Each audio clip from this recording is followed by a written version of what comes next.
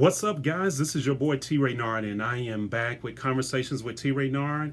And I have my guest here, Miss Kimya Motley. How you doing today? I am doing great. Man, I am so excited that you decided to join us. And the drive over here wasn't too bad, was it? Nope, I got here in like 45 minutes. I came against traffic. It was smooth sailing. Wow. Perfect.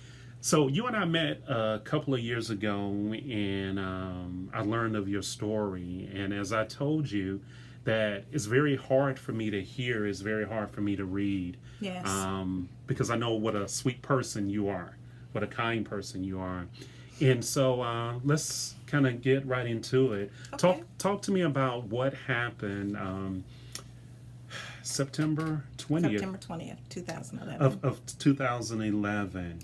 Okay. Well, I'm going to take you back just a little bit. Okay, please do. So, in 2006, I met the man that I thought, was the man of my dreams. Mm-hmm. And I did all the right things. I did my praying, my fasting, all of that. And we waited a whole year before we got married. So Okay. I married him in 2007. And that's about the time that his mask came off.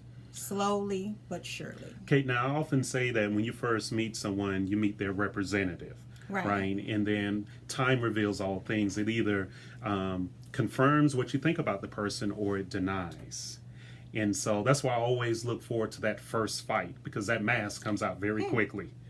Well, if your intent is to mask, then that mask is a little deeper. It's a little stronger than what you might typically see in a new relationship.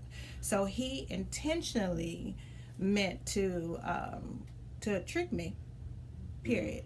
And he even said so later, but we'll get more into that later. But around the time of our first anniversary is when the physical abuse started.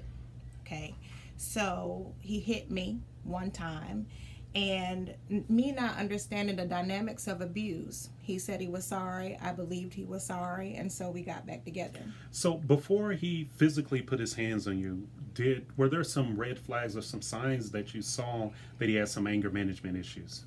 Now, as a domestic violence expert, I could tell you that there were, but at the time I didn't see them because I grew up in a household where domestic violence was present. Every relationship I had been in was abusive, so I didn't know that what he was doing wasn't normal. Okay. Wow. Okay. So he said he was sorry. He hit me the first time, said he was sorry, said he wouldn't do it again, and he did. Within 30 days, he hit me again. Well, at this point, I called the police. We had a protective order, went to court, and again, he said, I'm sorry. I want to get counseling. I want to be with my wife, and not understand dynamics of abuse. We got back together, and we did this back and forth for another 2 years. Okay. So when it finally ended, when we moved out from living with each other, was in 2010, January of 2010, because he hit my son. He beat up my son, and he was taken out of our home. So was your son his biological child? No, my Okay. son is not his biological child. My Gotcha. daughter is not his biological child. Okay. So he moved out of the house in 2010, and he told me, I'm going to get the help I need. So every week he would call me and say, I'm going to class this week. And he'd tell me all about what he learned in class, and he was not going to class, okay? Wow. So he was arrested in May for not going to class. And at that point, I said, we're just going to get a divorce. And that's the number one thing you don't do when you're an abused woman. You don't tell them, I'm going to leave you or I'm going to divorce you.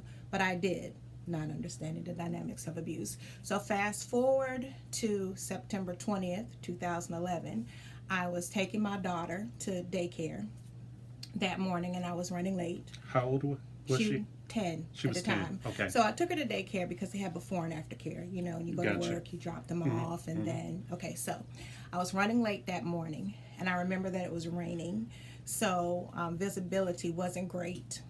But he had stolen his mother's vehicle, so I wouldn't have known who he was anyway.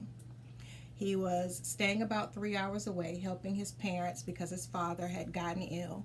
But he woke up at 3 o'clock in the morning, stole his mother's vehicle, drove 3 hours to meet us at the daycare.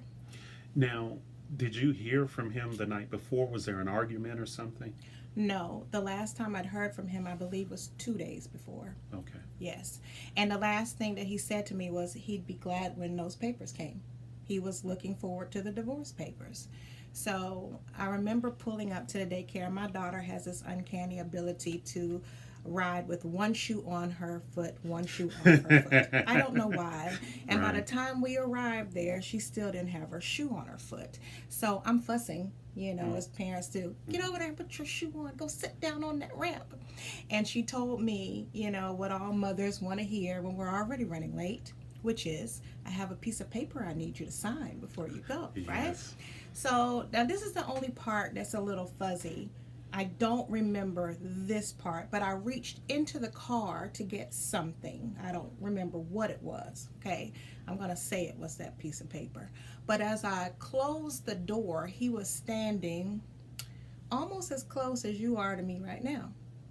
And he said, I told you I was going to kill your expletive, didn't I? And he shot me in my face. Okay? What was going through your mind as, first of all, when you see him and then he raises the gun? What is going through your I mind? didn't really have time to think about much of anything. I only thought about getting away at that initial moment. I saw the playground in the distance right behind the school, so I thought I'm just going to run to the playground, I didn't make it far, and he shot me in the side of my neck. Now, at this point, I'm thinking I'm going to die, okay? So I fell down to the ground, and when people say your whole life flashes before your face, it really does.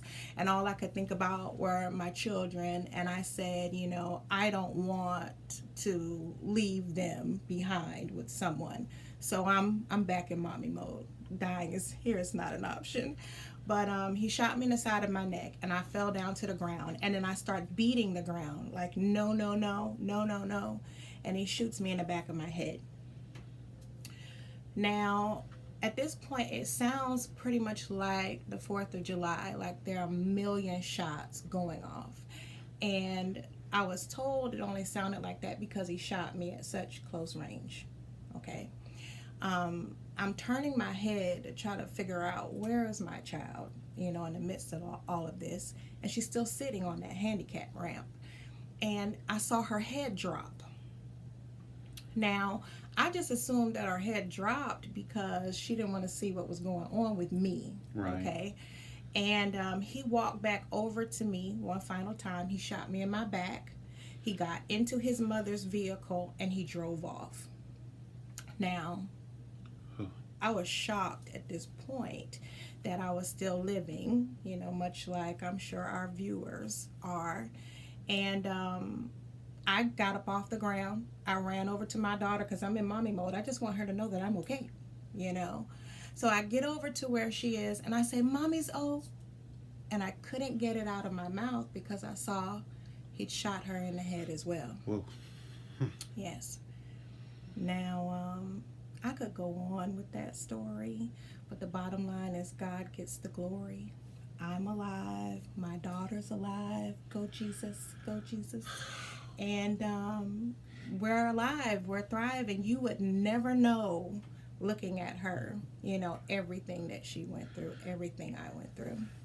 At that moment, when I would imagine you aren't feeling any pain because the adrenaline is going, and as parents, and because it's not just moms, dads too, we go into protective mode. Right. We want to make sure that our children are okay. Right. What were your thoughts right then when you see that your baby has been wounded and you're thinking, the man who's my husband, the man who pledged to take care of us for the rest of our lives, forsaking all others, is really trying to kill us? Like, what was going through your mind? At that moment, it was just saving her. He shot me 4 times. He shot her once. And even though I was shot more, her injuries were more substantive. Okay. So all I was thinking was, I've got to save this child. So I was beating on the door for the daycare, and they didn't come and open the door because they didn't know whether he was still outside or not. I mean, there's so many God moments in this. They had just switched the security system over. And there were 2 sets of codes that I was supposed to enter to get in the door. And they gave us little cards, and I had to pull that little card out every day and punch the numbers in, and I didn't have it. So I'm like, how am I going to get in here? Because I'm not going to let her die out here in the street. And the numbers just came in my head, boom, and I, popped them all in and went in. And that whole time I was affirming her, was telling her how beautiful she was and how this wasn't her fault. And I said she couldn't speak to me at this point. She was still conscious, but she couldn't speak. And I was telling her, you need to pray, God is on our side, things like that. Although inside I was fearful, very fearful.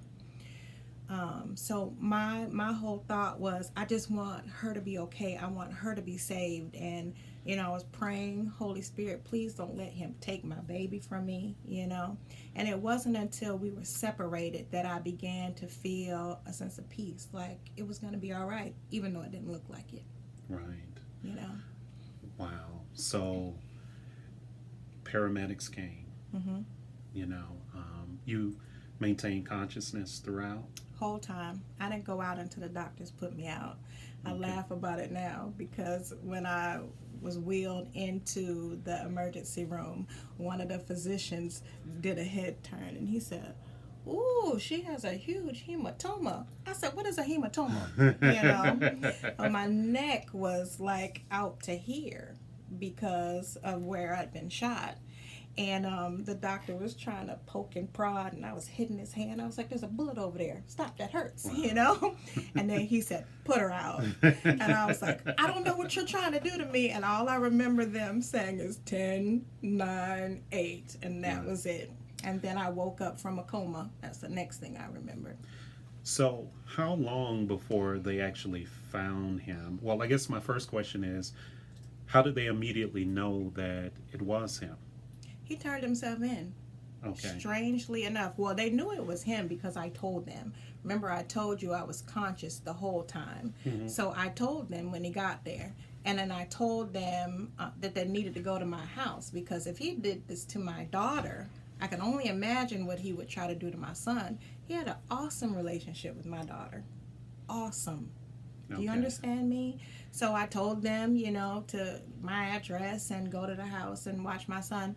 Well, apparently he went to Home Depot after he shot us, and he washed up in the sink, and he did a little bit of shopping, yes.